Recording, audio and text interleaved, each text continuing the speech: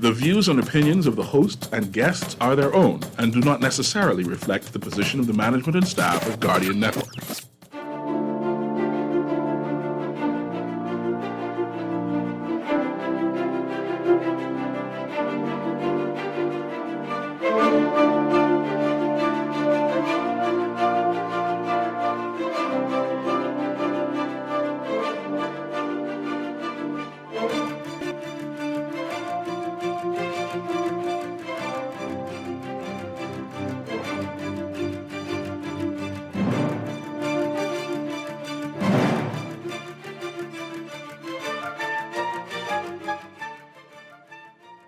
Welcome and good night to The Doctor is In with me, Dr. Denothra Archer. Thank you for joining us on another Tuesday evening for all things health, wellness, and things that pertain to the Bahamian Society. Brought to you tonight, of course, by Medical Concierge Services for all your medical health needs. Located 72 Collins Avenue, we're a family medicine clinic, and we see adults, children, everybody, and we're now accepting patients on NHI. So if you want to reach us, give us a call. 326-1521, 429-4880. We're on Facebook, Instagram, and site mcsfamilymedicine.com to see all of our services, including home care, IV vitamin therapy, MD pen needling, and much, much more. So just go and check it out. And like I said, if you're interested in the NHI, we can help you get all set up. Just give us a call. I want to welcome everybody. You know, we talk a lot about medicine. We talk about a lot about health of the country. But we also talk on very kind of topical social topics. And so we want to change it a little bit. I know we've been doing a lot of the COVID recently, but there's not only COVID that exists in the world. So we're going to talk about something I think is really, really important. I've been watching this story for quite some time. And for those of you who are online, usually with our Facebook page, The Doctor is In. We're not streaming live right now. We are going to update this and put on Facebook later on. But with a few technical difficulties, we are straight on Guardian. So check the app, the radio, or the Guardian radio website, and you can hear us on all of those places. So I've been following the story that's been going on in the Bahamas for quite some time. I hear a little bit here and a little bit there. And what really piqued my interest is the broader sense of what it means to our country and the way that people lead our country, how they look at Bahamians, and where we are going. For quite some time, Bahamians have talked about empowerment and wanting to be a part of the economy and wanting a piece of the pie. We've watched this kind of plantation economics go on for quite some time, where people come in and then they give us jobs. So most people say Bahamians investing into their own country. So I saw this story where there was a Bahamian who tried to invest in the country, but then he got a lot of problems. And it just tells us that even when we try, sometimes we have these large obstacles. So tonight with me, I have a special guest. We had a good conversation before this show, so I could get an idea of what he was going through. And I thought it was important to kind of play out all the parts of this story so that we can understand what's really going on. So my guest tonight is Mr. Toby Smith. Welcome to the show. Good evening. Thank you very much, Dr. Archer. It's a pleasure to be on your show. Good evening, Bahamas, and thank you for having me on this evening. So I heard bits and pieces, you know, on various shows about what was going on in your particular case.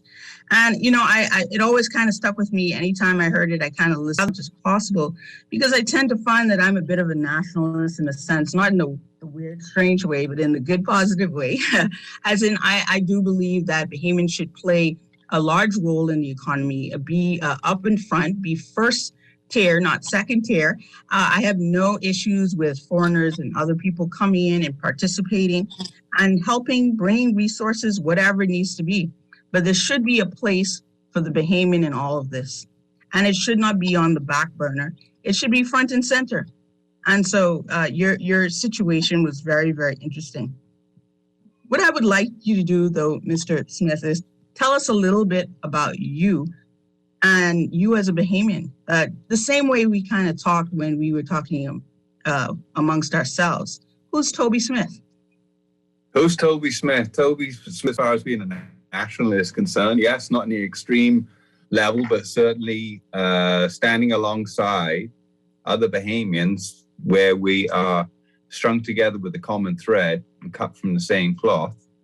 And what I've come to realize is that if it's two Bahamians warring against each other, people will pick sides of who they want to side with in a war.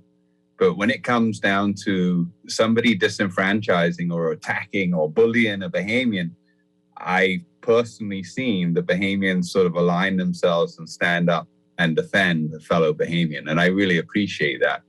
And so who is Toby Smith? Toby Smith is a person that I was born in the Bahamas. I've grown up here. I spent about 12 years traveling around the world. My parents raised 6 children and were generous and hardworking enough to put me into private school. Or some of that was spent in England, hence a bit of the accident. But I consider myself 100% Bahamian. And what I've done in the past is certain giving back projects, such as art in public places, hurricane relief, that kind of stuff. We really connected with some fantastic Bahamians along the way. And my chill out spot was at the top of the Paradise Island Lighthouse, or one of them. So the Paradise Island Lighthouse is located right at the entrance to the Nassau Harbor. It's the first thing that you see via cruise ship or boat when you're coming into New Providence's harbor. And I was sitting up there one day thinking this place should really be fixed up and made to look glorious. And we should really take pride in restoring it and have it on display for our 7 million arrivals via sea. And I thought, okay, well then who's responsible for lighthouses in the Bahamas? And it's the Antiques, Monuments and Museums Corporation. And they clearly haven't been able to pull off the restoration of any lighthouses in the Bahamas. The Port Department is responsible for the light bulb functioning in conjunction with the Defense Force. So there's multiple government agencies that are supposed to be looking after our lighthouses. And I thought, okay, they need to be looked after. No one seems to be doing it.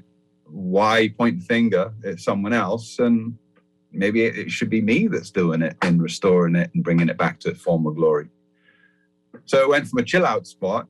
Now, you did say earlier on that you've been following me for quite some time. So to summarize all this, a little bit, right? yeah.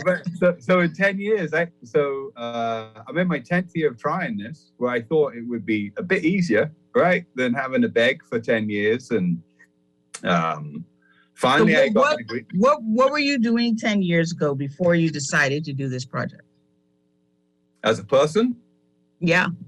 10 years ago, I was recently divorced, a single father, and I decided that I was going to go off and work for myself instead of me busting my butt and making a bunch of other people wealthy. That I should invest in myself and concentrate on dedication, hard work, and it paid off. I did work hard. I successfully built a couple of companies. And one of those companies was starting Paradise Island Lighthouse and Beach Club Company Limited. So I put in the application April 12th, 2012. So almost 10 years ago, with the Department of Lands and Surveys requesting Crown land on the western end of Paradise Island.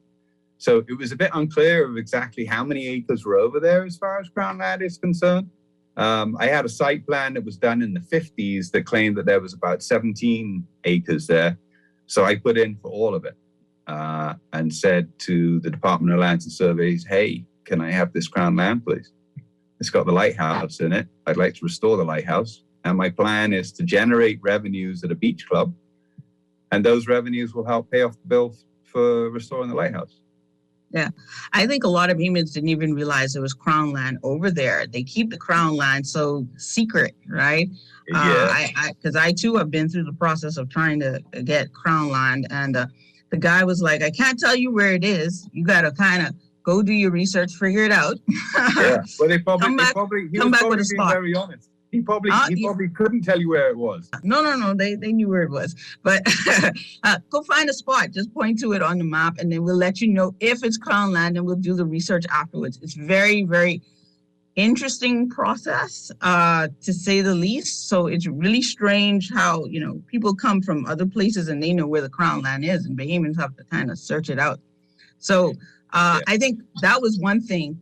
I don't think anyone realized that there was Crown Land on Paradise Island. So you did do your research. Yeah, it's the only Crown Land on Paradise Island. Yeah, so I did my research. I understood that area is Crown Land, and I thought that rather appealing because it's the only Crown Land that's on Paradise Island. I know it's a bone of contention amongst many people as far as Bahamians having access to the beach.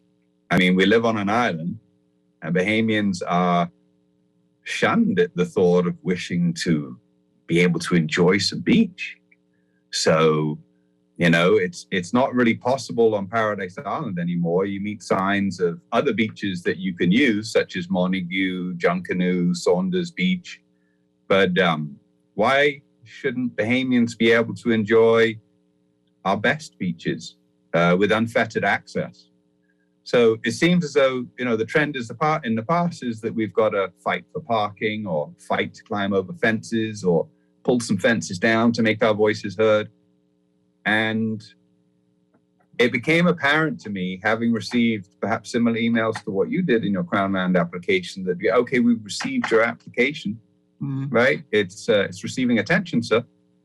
Okay, but how fast your work? It's been, 1 year, 2 years. Yes, 2 years. Can I get a decision? Right. So finally, the good news is that after applying originally in 2012, I got a response back in 2018 from the Bahamas Investment Authority stating that your Crown Land application has been approved. Wow. So to get to that point, it was that I applied for all of the Crown Land. And then the government sort of back and forth with me a whole bunch of times to say, oh, well, you can't have 17. And, we got other interested parties, you can't have everything. So we basically back and forth in saying, all right, we'll approve you for 5 acres. And then we agreed on whereabouts those 5 acres will be. So they designated to me 2 acres, which is immediately around the lighthouse on the western end of Paradise Island. And then down the ways a little bit more, there's what is currently called Colonial Beach. So the government of the Bahamas, through the Bahamas Investment Authority, the Department of Land and Surveys, the Attorney General's Office, the Office of the Prime Minister, went through a very exhaustive process to make a Crown Land lease based on a cabinet conclusion. So the cabinet met and agreed to designate 5 acres, 2 acres around the lighthouse, 3 acres on Colonial Beach, and go ahead and draw up a lease.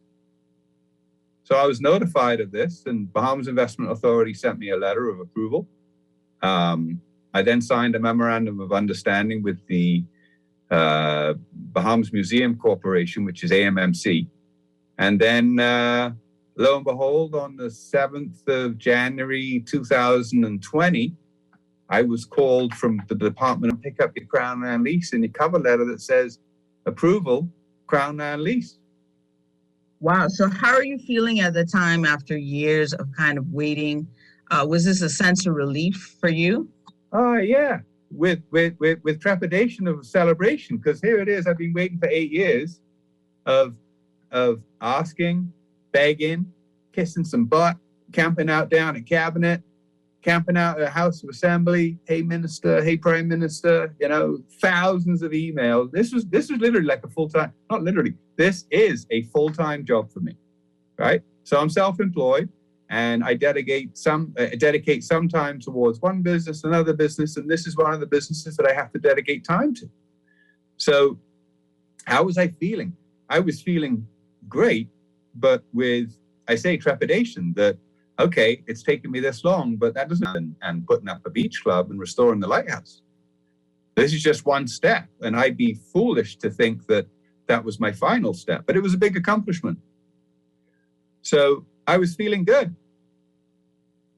And I was feeling good for a little while, all of about 6 weeks. So after Now we talked about your project, and I just want people to know. Just tell them a little bit about what you were going to do, and if you had the money, the investment. Were you ready, Toby? Were you ready for this opportunity? Oh yeah, man, I've been ready. So when the government asks me, "Are you ready for this project?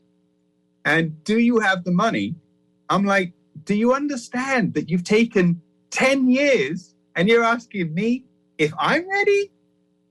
After me asking you all for 10 years and you've been spinning tires and you want to know if I got the money?" So am I ready? The flat answer is yes, I am ready, and I've already started. Do I have the money? I'm blessed that I've been fortunate in working hard, and working hard for a fair day's pay has paid off. And I have Bahamian investors that have stood beside me. I went for a first round of calls about 2 years ago. Before I got the lease, I made the first round, and every single person that I spoke to were interested in investing, being Bahamian silent partners that would simply agree upon equitable terms in order to lend me the money so that I would have the capital to pull this whole project off. So they were poised, I'm poised, and it's been a revolving door, unfortunately. So when they call me and say, "When I'm in my pocket, what do you want me to do? When am I supposed to invest?" I'm like, "I'm not going to receive your money until I get all my I's dotted and my T's crossed." So far I got a lease. So you asked me, how did I feel when I got a call on January the 7th, 2020 about this new lease that you got, Tobes? Well, I felt really good for about 6 weeks, because then I heard through the grapevine that the then Prime Minister of the Bahamas. Well, let's hold that for a second, Toby. I just want you to tell us what your project is. Tell us exactly. Sorry, explain my to us. bad. My project. No problem. We'll get there. Yeah. So let's build it so everybody knows what's at stake here. Yeah. Okay. So my project is to fully restore the Paradise Hog Island Lighthouse back to its former 1817 glory, which was when it was built more than 200 years ago. It's totally redo the exterior, interior, put a proper light out there, so it's actually a respectable beacon of light to mariners, seafarers, and the Bahamian community and our guests to be able to enjoy a restored lighthouse. There's also a lighthouse keeper's quarters over there that will be restored, and we will be putting in a dock so that you could go over there for a historical tour and a historical experience of Bahamian culture and Bahamian history. Right. That's at the lighthouse part of the deal. Down the road, down the beach, is the beach club. So down the beach club, there'll be a separate dock. So you'll be able to go from downtown to the beach club in less than 5 minutes and be out there and have some Bahamian food, a really tasty burger at reasonable prices. You can be able to chill out on the beach, enjoy this diminishing asset of the beach commodity without any kind of hassle. So Bahamians will have an open to the beach. They can purchase food, drinks. They can hang out on the beach. Yeah. This will be open for everybody, tourists, Bahamians, everybody. Kind of like back in the old days, how we used to do tourism, right? Where the locals and the tourists all mingled together, and people had really great experiences. They went away from the Bahamas saying, they experienced the Bahamas, the people, and all of that stuff. And they made new friends. That's right. Yeah. And then when Bahamians go to the States or go to where those tourists are from, they're like, "Man, you come stay with us." Or you build, it was like pen pals back in those days, where you get, a waitress will come up, "How you doing, pretty mama? What can I get for you to Bahamas?" And really be genuinely interested in offering good service and a genuine greeting of Bahamian hospitality. So yes, I'd like to bring that to the forefront, where our guests and Bahamians are treated with great service, with great food, great drinks, great Bahamian entertainment, culture. So there'll be at the beach club, there'll be like a village. So within that village will be a place where you can get food, or multiple places where you can get food. There'll be multiple bars. It will be a safe location. It will be that we're not totally destroying the environment, paving paradise and putting in a bunch of deck chairs and charging people $150 a day to come use it. No, it will be priced very reasonably. There will be one price for Bahamians, and I'd love to share with you what the deal is, but I'm not trying to copy my ideas. That's okay. And for tourists, it will be done at an affordable price. Right. So You have a residence price, as I like to put it. A resident pricing, right? And so you'd be able to go literally from downtown over to the beach club or to the lighthouse, be able to get lunch and jump back on the ferry and be back downtown behind your desk within an hour, right? If tourists arrive and you've got, say, a family, and some people want to spend some time downtown, and some people want to go to the beach within that family, it would be, listen, I'm going to be right there. And they'll be able to see, touch, feel, all the rest of it. And they can bounce back and forth on a water taxi. So we're going to embrace the existing ferry boats that are downtown now, down along Woods Rogers Wharf, that have been since I was a kid down there and before then, that shuttle people between downtown and trying to change what's been working for decades. We're going to embrace them, ask them if they want to bring people out to the beach club or out to the lighthouse. Feel free to do so. We're embracing all of the taxi drivers, the tour operators, and frankly, the airlines, the hotels, the cruise ships. If guests want to book with us, then they can come over and enjoy the experience. It's not just exclusively for instance, one brand of cruise line. Okay. That sounds pretty awesome and open, and it sounds like a really good plan, and it's very Bahamian oriented. I like the fact that you want to involve Bahamian artists and just kind of have that old school feel, because I think we are losing that in a sense. I always have a feeling like we're building paradise for someone else. Yeah. And people are kind of instructing us on what they would like the Bahamas to be, and inviting people to participate in that. And I think that's where we need to, because I love traveling, and wherever we travel, you can get very immersed in other people's culture. You kind of live the experience that there is, so when you go up Santorini, you're experiencing things like the Greeks, when you're in Athens, you're in Athens. When you're in Italy, you're in Italy.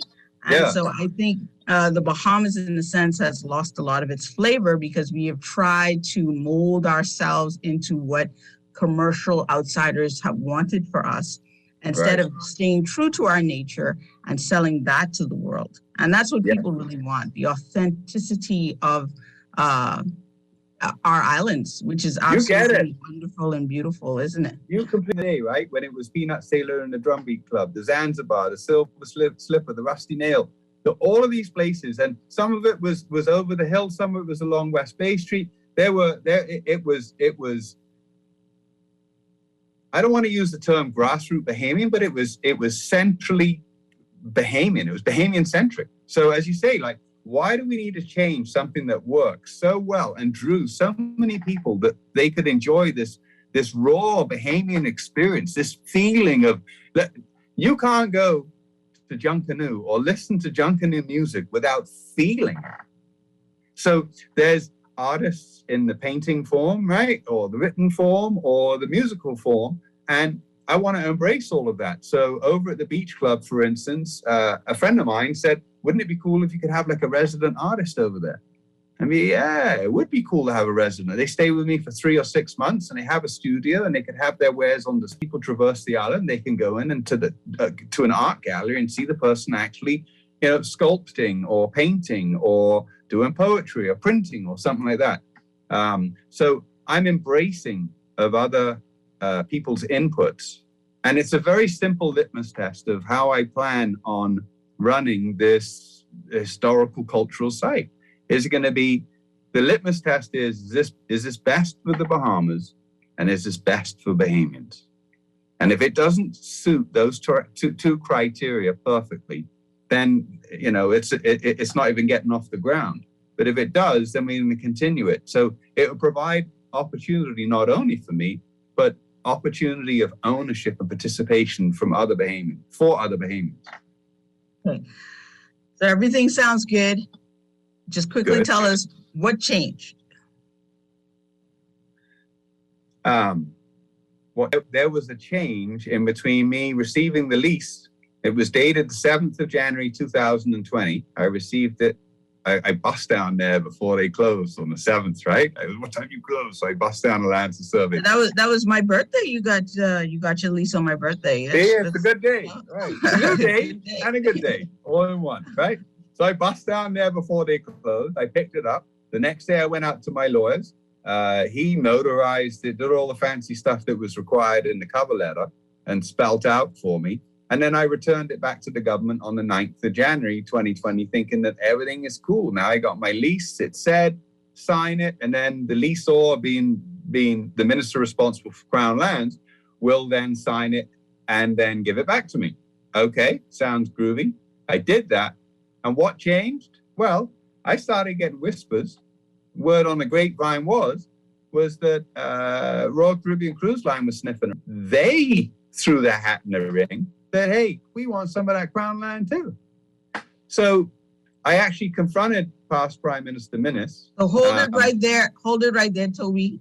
We are going to go to a quick break and we come back. Yes. And you're going to get to explain all of that from the very beginning. Hold tight. It gets better. Yeah, so we're going to hear all of this. Hold tight, everybody. We're going to a quick break. Toby's going to explain to us what happened. Why didn't this wonderful project go through? And we'll be back in a few minutes on The Doctor's In with me, Dr. D. Archer.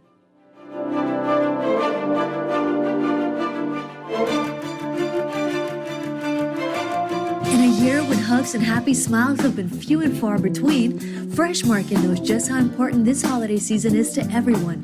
We've made our list, we've checked them twice, all to ensure that your holiday meals are filled with fresh and delicious ingredients. Our produce delis and bakeries are filled with holiday sweets and treats. And our grocery aisles are stocked with all your favorite essentials.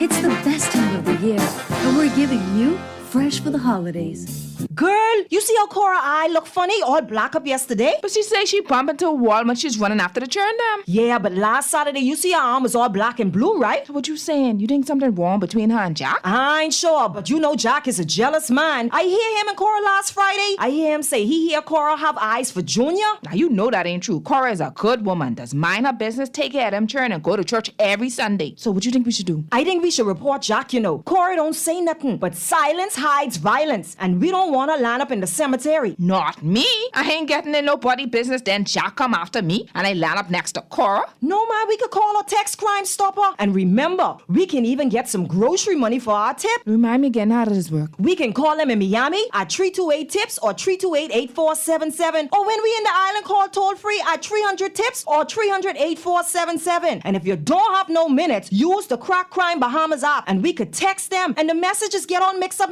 before it leave your phone so nobody can know what you saying. So what we waiting on then? Let's go earn some grocery money. Are you planning on gift shopping, visiting family and friends, or going out to dinner during the holidays? Don't forget to pay attention to the latest public health protocols and regulations. We must continue to wash our hands and sanitize frequently. Wear our masks.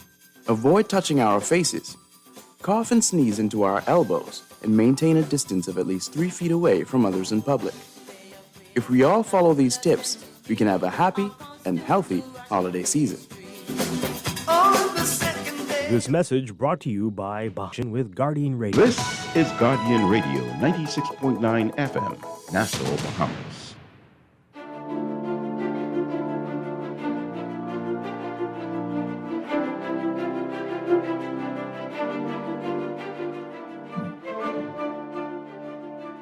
Good night and welcome back to The Doctor's In with me, Dr. Denothra Archer. We're here with Toby Smith and we're talking about his project on Paradise Island, and we're about to get into what exactly happened. Tonight's show, of course, is brought to you by Medical Concierge Services. They're at 326-1521-429-4880. If you'd like to be a part of the show or you'd like to support the show, you can send us an email at which email should I give you? drd@mcsfamilymedicine.com. Okay, Toby, you told us all about the project. It sounded really, really good. That was January. Something changed. You can go on with your story. Right. So I got wind through the grapevine that something was awry and that RCL had thrown their hat in the ring to try and get some Crown land. So I'd already returned my Crown land lease to the government of the Bahamas, and I'm waiting for them. I offered payment. I dropped off payment for the whole year in the form of a check that was recorded and signed for. And so having invested 8 years up to that point, getting the lease, and then me understanding that things were awry, I approached the Prime Minister, Minis, and said, listen, I'm hearing that you guys are entertaining giving some Crown land to RCL, to Royal Caribbean Cruise Lines. And he told me big and bold in my face, this is in February, he says, I'm not about to compromise the terms of your deal for Carnival, RCL, or any other cruise line for that matter. He says, just be patient, wait until the 4th of March. I say, the 4th of March? What's happening the 4th of March? And then come to find out that the government of the Bahamas wanted to sign a heads of agreement with Royal Caribbean Cruise Line on the 4th of March at the Grand Lucayan for the sale of the Grand Lucayan in Grand Bahama. So I said, well, that tells me that Royal Caribbean are probably going to be in Grand Bahama, and the Prime Minister, what better place can I go for the 4th of March but go see what's going down? So I went. Oh, you were on this, Toby. You were really on this. On it like white on rice. So yeah. I jumped on Bahamas Air. I flew over that morning. I landed, and all the pomp and pageantry was going on, all the signing and junk and that, wooing all these investors from RCL, and I walked up to Michael Bailey, the CEO of Royal Caribbean, and said, hey, what's happening? My name is Toby. He says, Toby. Lighthouse Toby. Yeah, I've heard a bit about you before. And basically I said, what I'd like to do is sit down and chat, because I understand that you guys are trying to get some Crown land and I done got it. So he said, okay, here's your man that you need to talk to. His name's James Doink over there. Go talk with him and set up a meeting and figure it out, basically, right? So at this point, though, had you officially been told that the land was possibly going to someone else, or considering your lease? Unofficially, that's what I heard through the grapevine. No, officially, had you heard? No, they ain't said it to me yet. You check, you dropped off your signed lease, you're waiting, you're being patient, you're hearing things basically in the wind, and you're just trying to figure this out for yourself. Right. So I said, let me fly to Grand Bahama and get if Minister's over there and RCL's over there, Michael Bailey's over there, then I got the players that I need to talk to and say, yo, player, what's going on over here, man? Because things ain't looking, I don't like what I'm hearing. So what they did was, and it's coming out now in the newspapers, I'm finding out and sort of being able to put the dots together, is that subsequent to the government receiving my lease back and subsequent to a cabinet conclusion being done in 2018, and all of the protocols that must be followed within the process of getting a Crown land lease was done for me, right? For my company. And I am now understanding that at the same time, already in talks with Royal Caribbean, and then I'm getting documents like at certain public meetings. They're displaying documents that you could review and whatnot at town planning. And I connected the dots with that. And also for Department of Environmental Planning and Protection, there was an open folder of public consultation that some of those dots were now being connected. And it's there abundantly clear that the government of the Bahamas approved me and then also approved Royal Caribbean to have Crown land where available. Well, they're knocking on the wrong door because it ain't available according to the lease that I have. So what happened was that right before the government of the Bahamas signed this heads of agreement with Royal Caribbean for the Grand Lucayan, a handshake deal was done between past Prime Minister Minis and Michael Bailey of RCL to say if we're going to work out Paradise Island. Now, do you know this for sure, Toby? Well, a government minister, this is what a government minister told me This is what you were told. by a government minister. So I said, well, then I need some kind of clarity here, man. And I wrote the Prime Minister, said, I'd like a letter of comfort here, because you're telling me wait until the 4th of March, be patient. And it sounds as though you want me to wait around to get set up. Like you trying to, I don't know what an acceptable word is, but I don't know. Be careful. You're trying to pull something on me. And I'm like, no, you can't get over on me like that. So they tried. So they signed the Grand Lucayan Heads of Agreement on the 4th of March. And then they just continued on their merry way. So I'm saying, okay. So you basically were told to wait until. Hold on, because we need to double deal this and sell it and double cross you. Hold on, Toby, because we're right in the process right now of double crossing you. That's the best way I could put it right there. How do you feel? And we kind of got into this, and I'm also going to open the phone lines in a bit too. How do you feel as a Bahamian feeling that you're locked into a deal, and then you have someone kind of just come in, and it's almost as if that deal is more preferred than the deal that they had with you? It's not that it seems as though it's more preferred. It's completely preferred. How do I feel? Just like how any Bahamian would feel to say that, hey, you've been fighting for a cause. Finally, you get a Crown land lease that you've been fighting for, or whatever that might be in the form of what you're waiting on government for.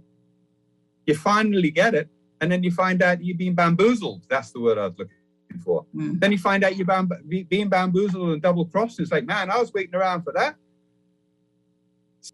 Maintained my level of diplomacy and respect for the establishment in saying, I'd like to know exactly what's going on, please. I would also like a letter of comfort. I'd like some meetings here, and I'd like to sit down with the Prime Minister. So I probably wrote to the Prime Minister about 50 times asking him for a meeting over his abbreviated tenure as Prime Minister. And the best response that I got from Minis was contact Mrs. Morley, Monique Morley in his office, and she'll arrange a meeting with me. And when I speak to Miss Morley's like, well, the Prime Minister ain't say nothing to me about that. So until he does, you'd be better off speaking with the Prime Minister and asking when he's going to give you that meeting. And Josh was there, same thing, just big runaround. Candia Ferguson in the Bahamas Investment Authority, she was director. She knew exactly what was going on. Josh Sears knew exactly what was going on in bamboozling me. And when I flew to Grand Bahama and said, the question to me was that I should go and talk to RCL and ask them for some of their land, some of their crown. Wow. So the land was already theirs in their mind. 322-6232. 325-4316, 325-4259. Why I find it interesting is the broader sentence, not just your project, but I think it goes to the core of how Bahamians are treated in the country by our own leaders and the people who we put in place to represent us. So Crown land is held, I guess it belongs to the Crown, but the Crown is a representation or the leadership of the actual people of the country. And so you have to wonder who is all of this for? So let's just qualify it. The Crown land has been afforded to the government of the Bahamas, specifically to the minister responsible for Crown land, true responsibility to do what's in the best interest of Bahamians for that land, having a sworn oath or having sworn an oath to the Queen, who's the purveyor of that Crown land as the head of the Commonwealth. But we haven't seen that, have we? We've seen Crown land being given to Bahamar, other large organizations coming in. I don't see the Crown land, I mean, little bits here and there, but you have this constant thing where Bahamians are practically, like you're saying, begging for something that's supposed to be dealt with in a way that is positive for the Bahamian people, but kind of left out of the equation. It seems like, they just don't think that Bahamians should actually have Crown land. Clearly, because if there's 30,000 applications, and last time that there was an audit or somebody counted these big piles of applications, and I know this runs through, I'm told every day, Bahamians, I've been waiting for an acre on Carmichael Road, I've been waiting for land to farm in Eleuthera, I've been waiting for acreage in Black Point, across the whole Bahamas and across, hard-working Bahamians who have this vision and this hope that they're going to be able to get this Crown land in order to be able to do something which would be ownership and self-empowerment. Yeah, that they've got these. Last time they counted, there was 30,000 applications. So what I'm saying is, by Bahamians for Crown land. So I'm saying is that, okay, how is it that a Bahamian has to wait 10 years and then a foreign company doesn't even put in an application like how Bahamians have to go through? I've been through 100 government workers and 50, but a foreigner can go into the office of the Prime Minister, talk directly to the minister responsible, who is the Prime Minister, and get Crown land without even going through that formal application. And what my view on that is that it's absolutely imbalanced. It's completely unfair to Bahamians. And government should go through those 30,000 applications. And once they've gone through all those applications and given out the Crown land through leases or grants to all of the applied parties, treating Bahamians first. Once they've gone through all those applications, it's like, okay, there's no more on the pile, but now we've got a pile over here for foreign applications. Now we can start to go through that. But Toby, remember with the last group that was in, they said that they were going through these applications. They said we should wait and be patient, that all of these things. And we watched them giving away land to foreign projects as they were telling us to wait. Indeed. And go down to Lands and Surveys and ask, or send an email or a letter to the acting director of Lands and Surveys, Richard Hardy, and ask him what Bahamians are getting these Crown land approvals, or have you started an audit of what is actually Crown land in the Bahamas? They don't even have that number, right? So they go out, listen, we'll go out and buy a bunch of drones. We're going to do a Crown land inventory. I thought I really thought that that's what they were doing for some time. Except I saw them actually giving out land when they said they were doing these audits or whatever like that. I thought we had a sense of an idea. I can tell you who got Crown land. Some people in Anagua got some Crown land. Some people in Abaco, right? And the cruise lines have received hundreds of acres of Crown land, whole keys. Yeah, and when I don't understand that at all. At like $1 an acre a year, where they're making billions in revenues off of that. They're bringing their crew off of the ship that don't have work permits, that are not contributing to NIB, and Bahamians who are standing there wondering why I can't get a high-paying job where I can get ahead, or self-empowerment, self-employment, opportunity of ownership. They're scratching their heads, and the only jobs they get offered is living in a man camp with a hot bed and 3 squares a day, cleaning toilets or doing landscape maintenance. No, but hold on. Your time's coming. We get these foreigners straight first. Yeah. And next term, we coming to you. Just hold tight. That brings me to something else. A Bahamian-owned project and one owned by someone that's coming in. The pros and cons, because I think you had this conversation online with someone else. They tried to say that there's absolutely no difference. But we know that companies outside of the Bahamas that have businesses here, most of their money, if just about all of it, it doesn't even touch this country, especially if we're working through this now.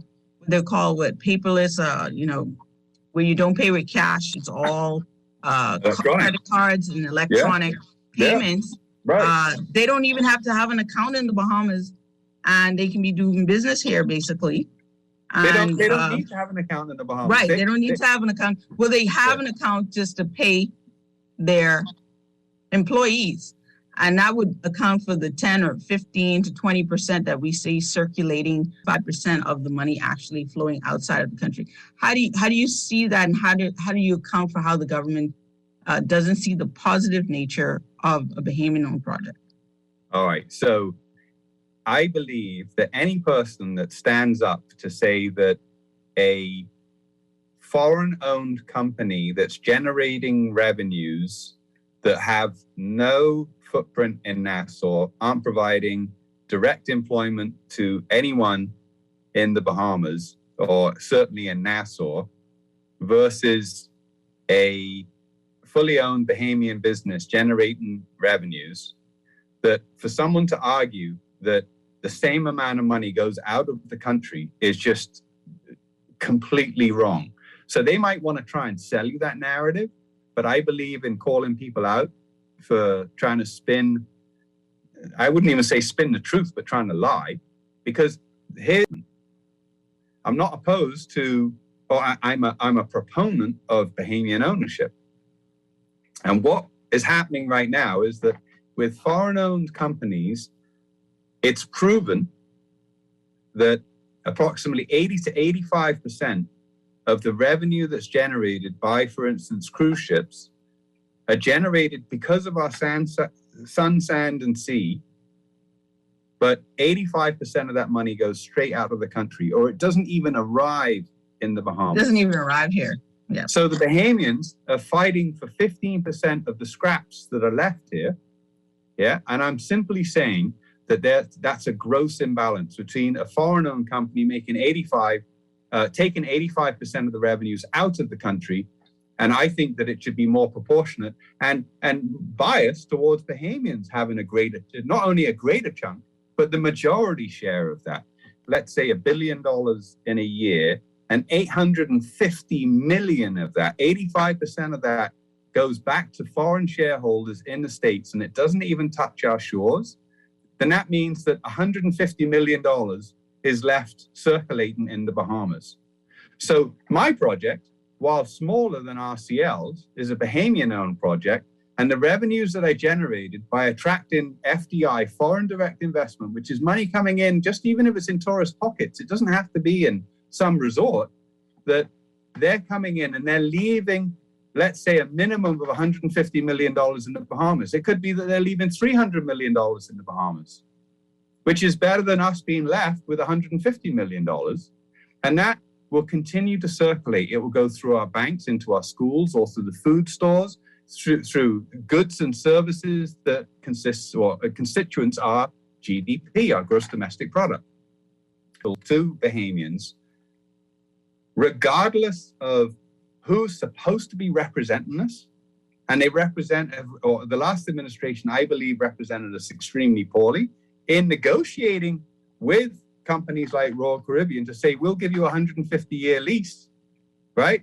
And after a week of it being in the press, then the past Prime Minister says, well, go ask them. They'll probably accept a 100-year lease instead. Well, you were the chief negotiator.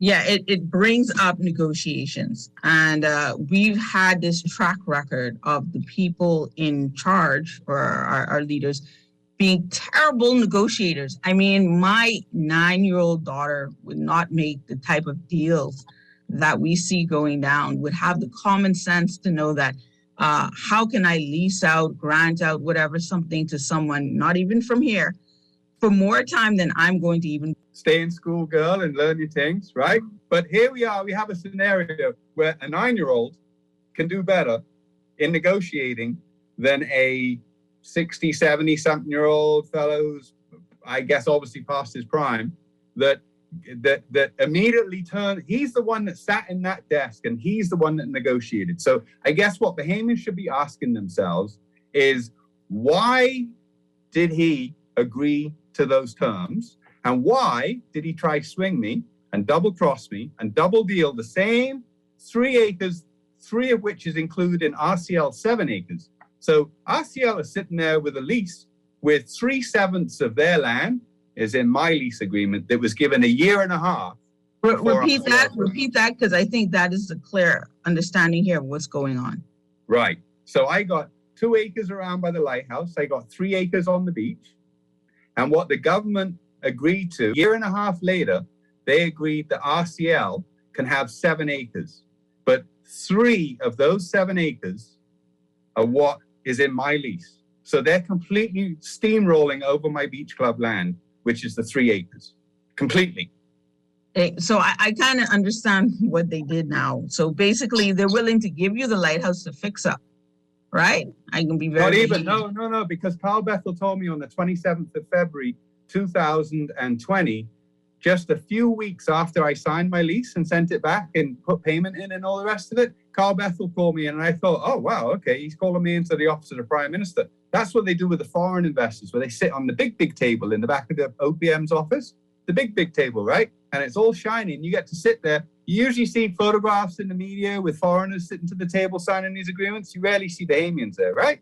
I was in the union, so I sat at the table once or twice. That was yeah, once or twice. But it's usually... I was there.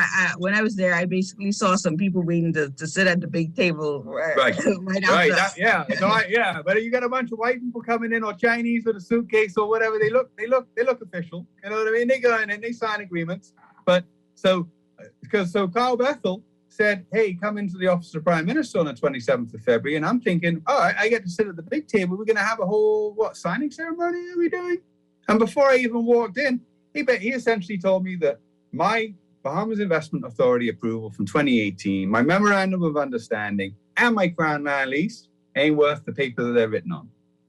So I would assume that Minutes, knowing that he just sent a letter through Joshua Sears to RCL's lawyer, Campbell Clear, offering them the same piece of land that was included in my lease, that they had to send the Axeman, Carl Bethel, to say, Toby, ain't nothing happening for you. Okay. It's a term. I'm not saying that he used violence or had any armaments, but I'm saying that's a general term of somebody that you're sending to do your... So basically, during your waiting period, you were brought in and told like anything. Did they give you a reason why that things that were signed by these different agencies were no longer any good? Yeah, because they're going to push me down to the other end of the beach. And I'm like, yeah, but that's Honeycomb Rock, right? How am I supposed to have a beach club on the rock? Beach. And he told me that I should be very grateful for that. I could read you the text, but he's telling me I should be very grateful, that I should appreciate what I got. The Bahamians would kill to have that land over there on Honeycomb Rock. Yeah, but hold on. A deal is a deal. You offered it me. I accepted it. And if you think that if you could beat a precedent that went back to 1882, then good for you. How about ask me if I want them down to this Honeycomb Rock? And that all happened before I could even sit at the table. So do you think Bahamians are respected in their own country? No! Respected how? I mean, if you're part of the royal family, respected how is that a demonstration of respect? All right, so I got the lease, right? I got the lease. Okay, cool. I respect you for that. And then you want to double cross me? No, I can't respect that. You're trying to swing me. How are you trying to swing your boy?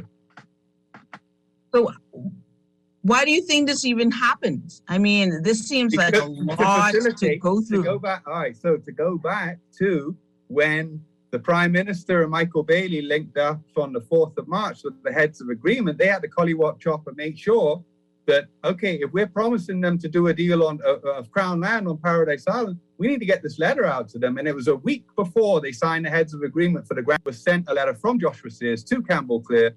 I could read it to you if you want, but it's basically approving them in principle, number one, with land subject to availability. And my land ain't available, right? So RCL and all this said, oh, well, we're just dealing with the government on this. And I'm like, yeah, well, understand, you're steamrolling through a whole Bahamian project. They're like, oh, we're just dealing with the government on this. Well, as I told you, Toby, I really don't give fault to the entities that are coming into the country. I give fault to the people that represent us. But they don't represent us. They don't represent me. Yeah, what I'm saying to you is that their job is to represent us, right? Yeah, the onus really falls on them, because people will always come in and want to take things, or if they're offered things, because in many instances, I feel like we're offering sometimes these things to people. I don't even know if they're looking for these deals in how we treat each other as Bahamians. And the fact that when we have Bahamians that have the power to make things happen, they tend to do the opposite of what our expectations of them. as people who are supposed to be representing our interests. All right, so let me show you why, right? So it's a mindset, and you talked about like health and wellness as the typical topics on your show. So let's talk about hope. Yeah. So if a Bahamian is told, yeah, you could get that crown lease, we're working on it. Have hope. Just bear with me, right? But, well, we just got elected. Just wait. Well, John Canoe coming, Christmas coming. Ain't nothing gonna happen over Christmas, so you gotta wait. Well, now we got budget. So you gotta wait, have hope. And now play on that hope. Because you think, what can you reduce a person down to? You can make all these promises, right? But what is the actual? So they play on that. Yeah, hold on. Man, I didn't get to you this election, but go in there and you go vote for me, and I could get you straight next week. When we get election result, I get you straight, my brother. Right? That's what they did with me. They flamed me. I'm in my 4th administration now. Right. So they play on that hope. They make you think you're going to get it, and then they've silenced you. Then you ain't kicking up no fuss. Yeah, well, what am I going to do? He promised me I could get a government job. He said my daughter was going to be in the 52-week program. He says he's get me straight with social services. Yeah, I get a promotion to NIB. Right? So, okay. Bahamians be, okay, don't upset the apple cart. Your auntie daughter said that she could get this straight and da-da-da-da-da, so don't be talking bad about that. And then now they got you in check. So you're still hoping you're going to get this promotion or you're going to get something. It's all legit. You're hoping you're going to get it, and they got you hook, line, and sinker that they can flam you for 5 years. And I ain't getting flammed. Take one more break, Toby, and we're going to come back and we're just going to talk about, is there hope in all of this? There is hope. In 322-6232, 325-4316, 325-4259. So we'll take our final break and we'll be back with Mr. Toby Smith talking about Crown Line and Bahamians. Should we be getting more? Are we just waiting? Are we getting flammed? What's going on with the Crown Line? We'll be back in a moment with the doctors and with me, Dr. DeArcher.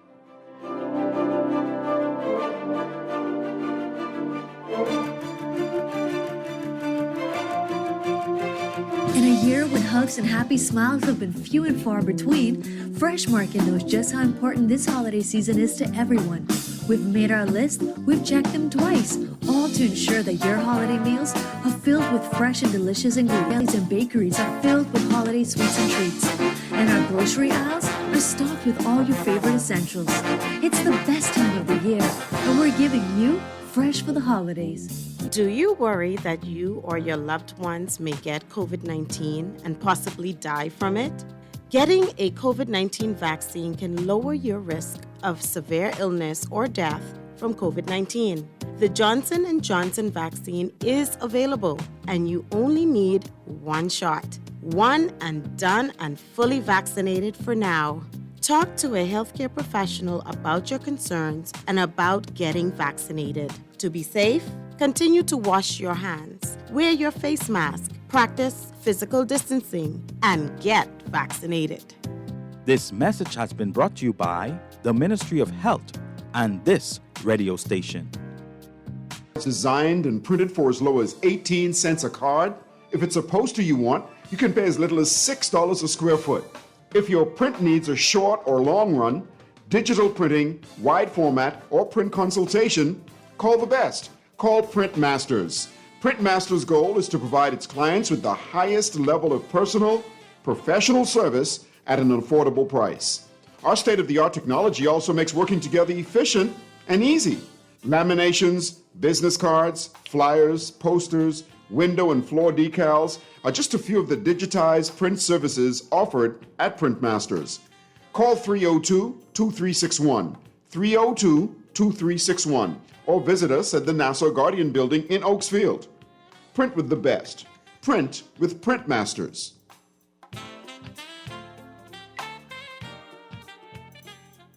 During the holidays, don't forget to pay attention to the latest public health protocols and regulations. We must continue to wash our hands and sanitize frequently. Wear our masks. Avoid touching our faces. Cough and sneeze into our elbows and maintain a distance of at least 3 feet away from others in public. If we all follow these tips, we can have a happy and healthy holiday season. On the second day This message brought to you by Bahamas Ministry of Health in conjunction with Guardian Radio. Girl, you see how Cora eye look funny, all black up yesterday? But she say she bump into a wall when she's running after the churn them. Yeah, but last Saturday you see her arm was all black and blue, right? So what you saying? You think something wrong between her and Jack? I ain't sure, but you know Jack is a jealous man. I hear him and Cora last Friday. I hear him say he hear Cora have eyes for Junior. Now you know that ain't true. Cora is a good woman, does mind her business, take care of them churn, and go to church every Sunday. And hides violence, and we don't want to line up in the cemetery. Not me. I ain't getting in nobody business, then Jack come after me, and I land up next to Cora. No, man, we could call a text Crime Stopper. And remember, we can even get some grocery money for our tip. Remind me again, how does this work? We can call them in Miami at 328-TIPS or 328-8477. Or when we in the island, call toll-free at 300-TIPS or 300-8477. And if you don't have no minutes, use the Crack Crime Bahamas app, and we could text them, and the messages get all mixed up before it leave your phone, so nobody can know what you saying. So what we waiting on then? Let's go earn some grocery money. Hello and welcome back to The Doctor is In with me, Dr. Denothra Archer Cartwright. We are all things health, wellness, and things that pertain to the Bahamian society at large. And we have an interesting topic tonight. We're talking about Bahamian Crown land, specifically with Mr. Toby Smith. Here, when it comes to Crown land, are we all being bamboozled and just left in the wind? Is it just a hope and a dream? That's the question a lot of Bahamians have.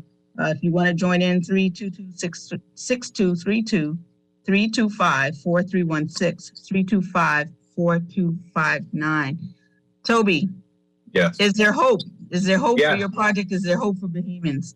Yeah, absolutely. So there's reasons for hope, and there's a couple of reasons why. Number one is that I have one of the aces in my hand of cards is the fact that I have a court case that's ongoing. So to be frank with you, the government shouldn't even be negotiating, nor should any third parties be negotiating with the government on land that's in litigation, number one. So I have that trump card that the writ's already been filed. So I just got to wait until March for the hearing. And not only my favor, but that will be as a result of me hoping and agitating for change.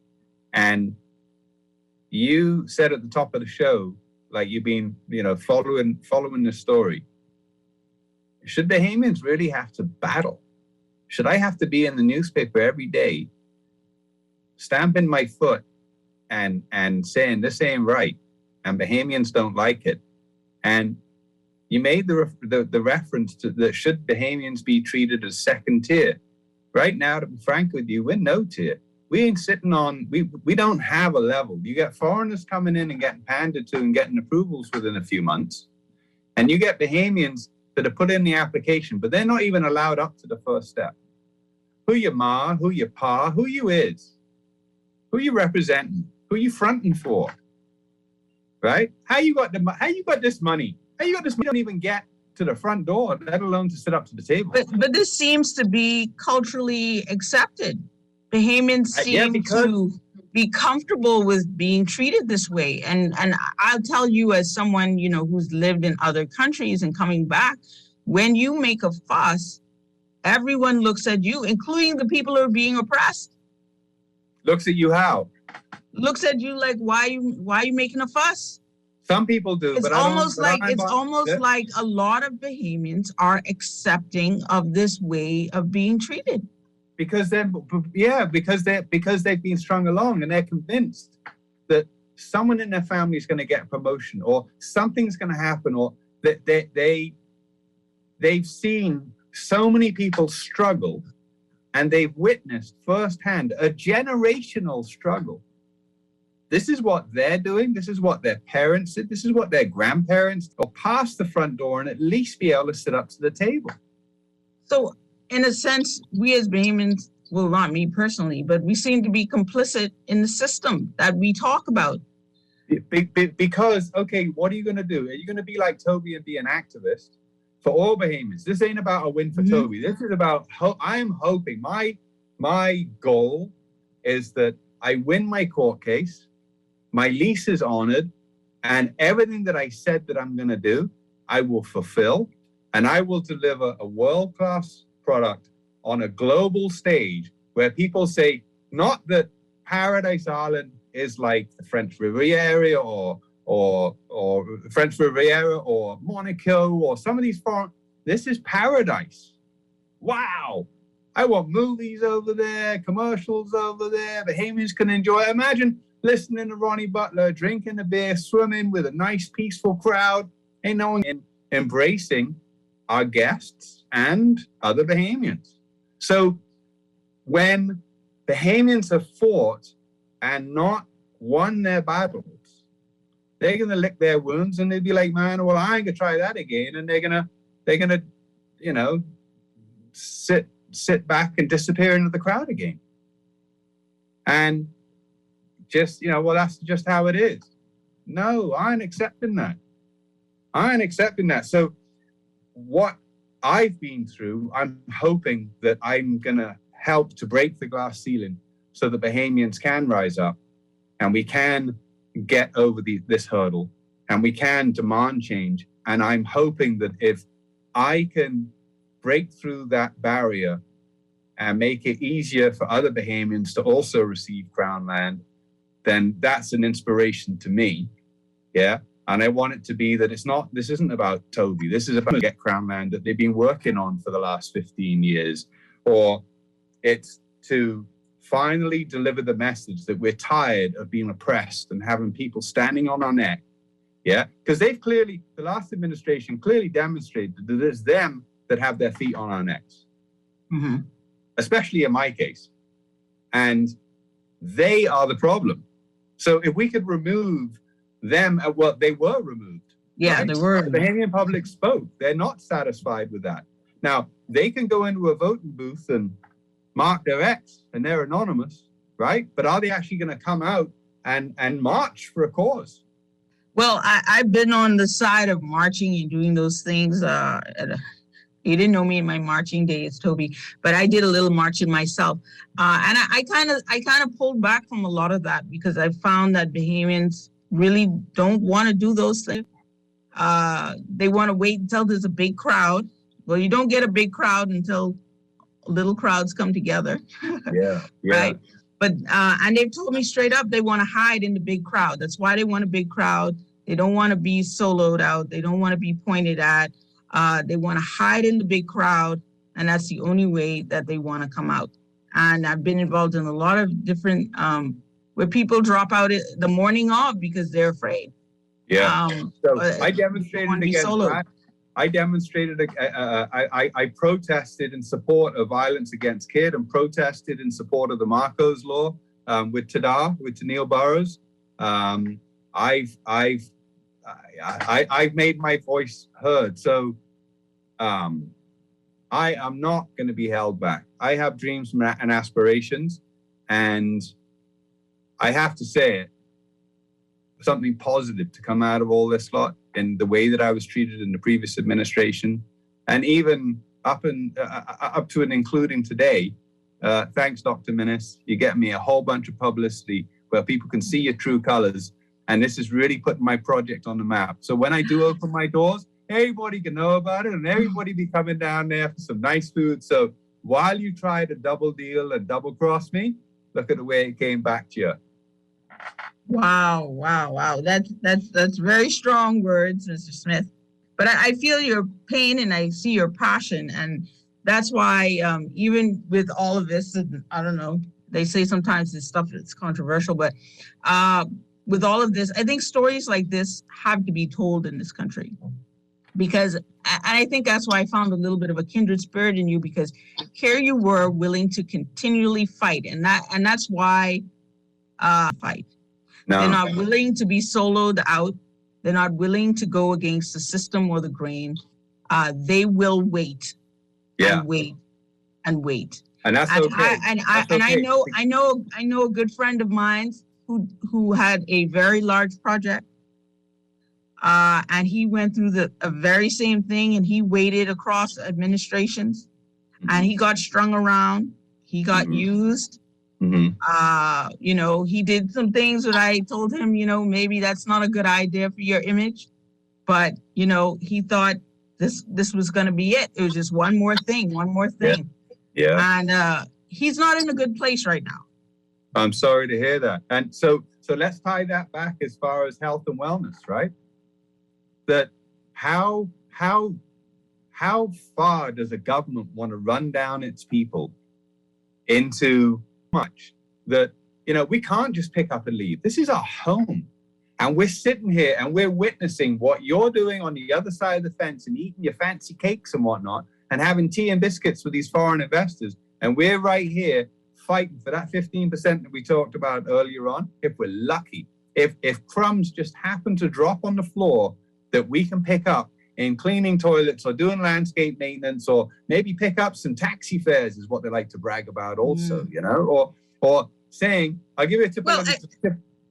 I think it's psychological warfare. We keep cycling. Oh yeah, man. We keep cycling through the same groups of people, whether, I don't care what color shirt they're wearing, I don't care, but we keep cycling through the same groups of people dressed up in different manners. Yeah. And I think it's all a part of this psychological game of power. Oh, completely. So how's your average Bahamian supposed to be broken down to nothing? If you're surviving and not thriving, it's very difficult. It's very difficult to go against the grain.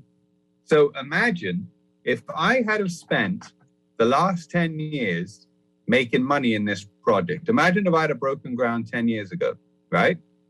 So imagine if I was to have 150 people on the payroll right now, and they were making $40,000 a year, because ex-Prime Minister stood up to say that a competitor is promising to make these jobs, $30,000 to $40,000 a year. So let's just use that example, of 150 people making $40,000 a year multiplied by 10 years. That's $60 million that would be generated in pay for people and circulate around the Bahamas many, many times within our economy. Circulate. So that $60 million, because it circulates so many times, is actually I've been waiting 10 years. So that's $60 million that they've blocked from being able to circulate in our economy many times. Definitely. And it's a total shame. And we have a lot of Bahamians whose projects get blocked for various reasons. Yeah.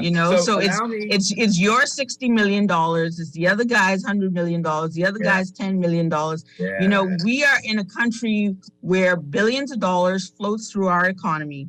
I mean, sometimes within my job, I do concierge medicine, and I meet millionaires and billionaires, right? Just floating around in this country on vacation at their second home or whatever like that.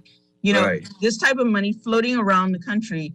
And you would think that there would be Bahamian millionaires and possibly even a Bahamian billionaire somewhere popping up.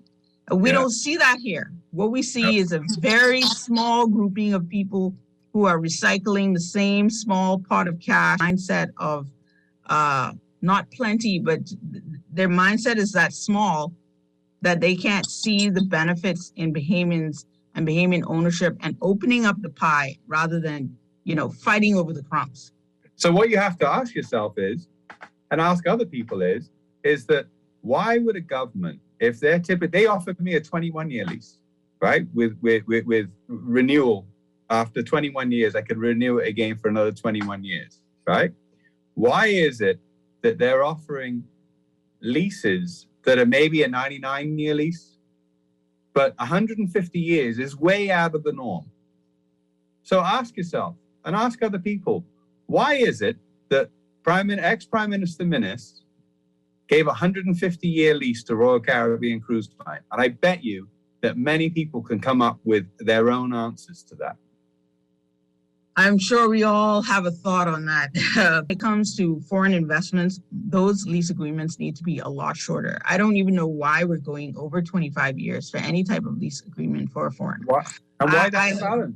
Why the inequality? Why are you given a 150-year minimum, right? Because they can continue to roll it over, and in the same and before that they were only offering me a 21-year period with a rollover. So I think if anything, Bahamians can go up to 20, 25 years with conditions to renew. Non-Bahamian companies 5 or 10 years. I guess they're saying they're not going to make the type of money back from their investment. But I find, even just like the banking system, we're always kind of thinking about their interests over our own. It's very strange because, I did a march too against the banking system. We met with the governor of the central bank. And at the time, I thought he was going to have a discussion with us. He gave me a presentation on how the banks need to make their money. And we shouldn't be going on like this because the banks lost all this money and we need to think about their revenue stream. And this just totally blew my mind. He was trying to give you a Xanax. He was trying to give you a Xanax. He was trying to give you a chill pill to say, listen, I want you to understand, we ain't doing it. Right? Those are small. Don't right? mind, so why? So he gave me this whole presentation on why these big multi-million billion-dollar banks needed to make their money back and stuff. And I asked him a simple question. I said, in your entire presentation, Governor of the Bahamian Central Bank, yes, you did not mention the Bahamian people and what they're losing once.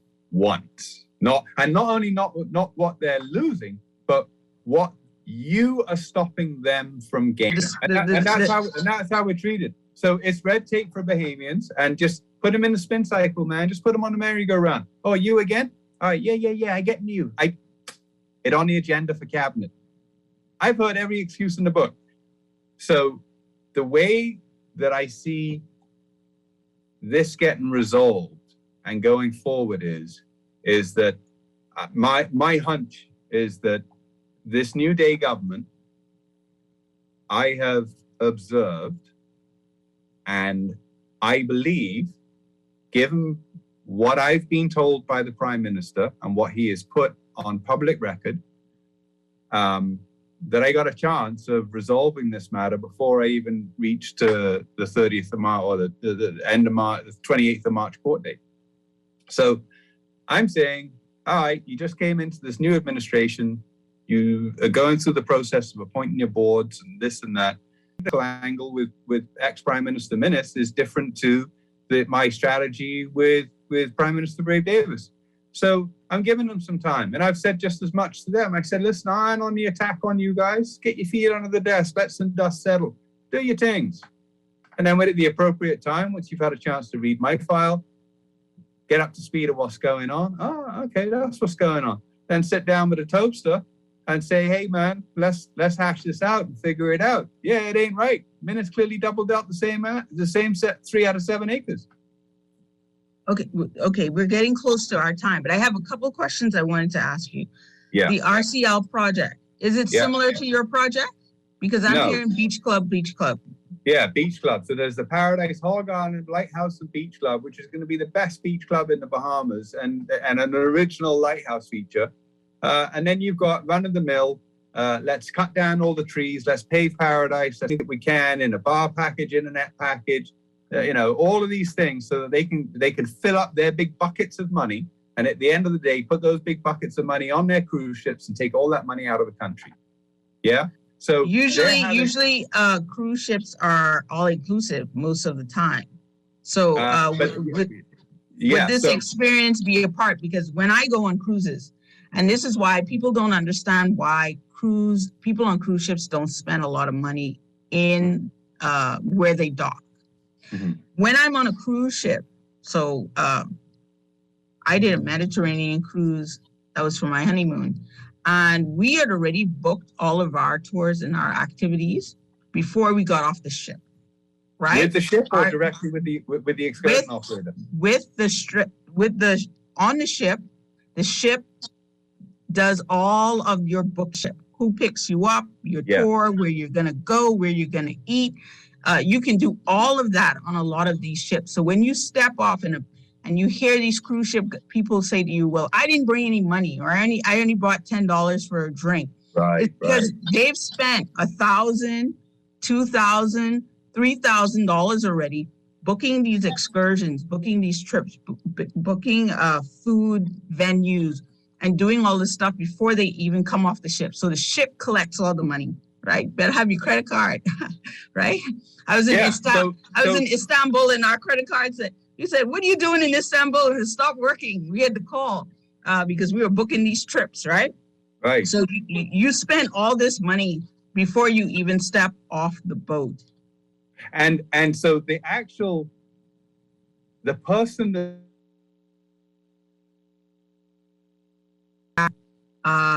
I'm not too sure if that's your internet, but you just broke up a little. We're here with Toby Smith. We're just about to end our show.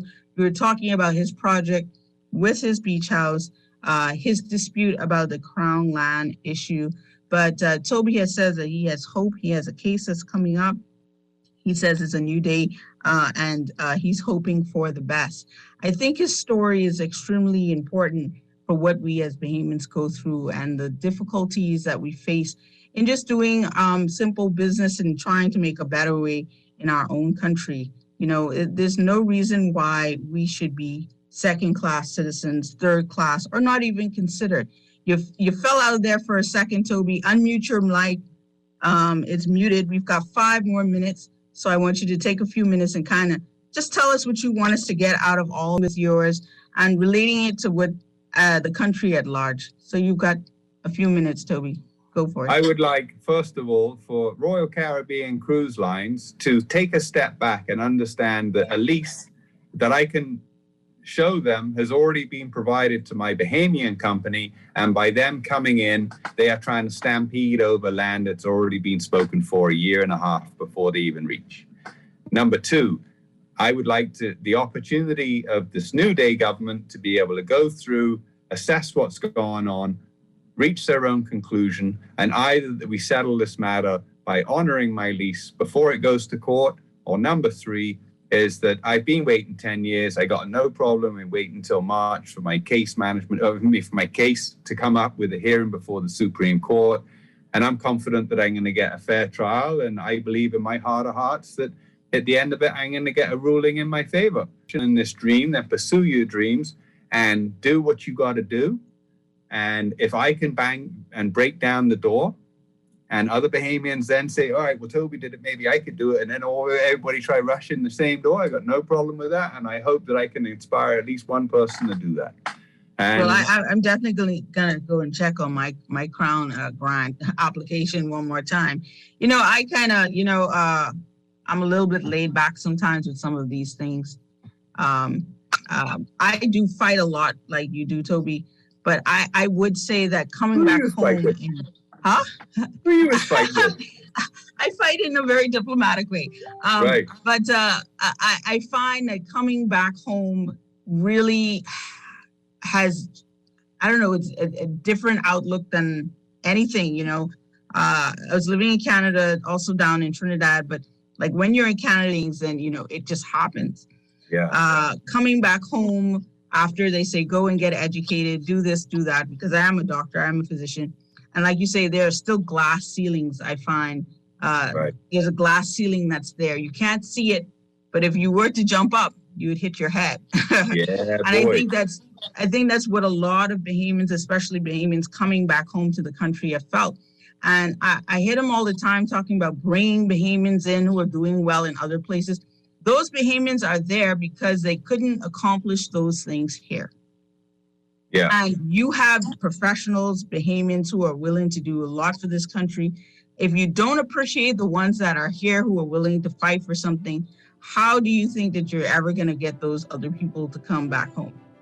So right. I'm a living testament to that. That I can either decide, you know what, I'm going to retire and I'm going to just go off and retire and go. So I believe I believe I'm going to succeed in this and continue with my ambition, and not be deterred by this noise, and go for it. I'm living testament to the fact that my kid has now gone away to school, and she's seen the struggle that I've gone through, and she's decided that she ain't interested in coming back to the Bahamas. I mean, there's so many people that have told me the same story of their kids going away, seeing the struggle that their parents went through, and these kids see an opportunity. Imagine this as perhaps my final thought, right? Imagine if it was to be a process that if you wanted Crown land in the Bahamas, you go into Lands and Surveys, you submit your application, you have an interview, and they assess you on a scale of 1 to 10. Anybody that scores an 8 or above goes on to the next level. Within 2 weeks, you get a response, and you pay for the surveyor to draw out where you want it. It's plotted on a map, and they'll give you an answer. There's very little objective scales. It's all done is somewhere in the back room where someone makes the decision. Who knows what they choose and how they choose to grant Crown land? It's all a mystery, like everything else in this country. It's all a mystery. But we're out of time, Toby. I want to thank you for coming in tonight and sharing your story with us, and I hope it stimulates a conversation on this. And I wish you luck in your case. I think you're going to do well, and I think either way you have shown that you got to fight sometimes for what you want in this country. Absolutely. Yeah, absolutely. So thank you very much. I appreciate the kind invitation. Thank you for everybody that's listening. I appreciate your support. We're on Facebook. We're on Instagram. It's easy enough to find me. Just Google Paradise Island Lighthouse. You'll see me pop up there somewhere. All right. So with another exciting topic. Good night. Bye-bye.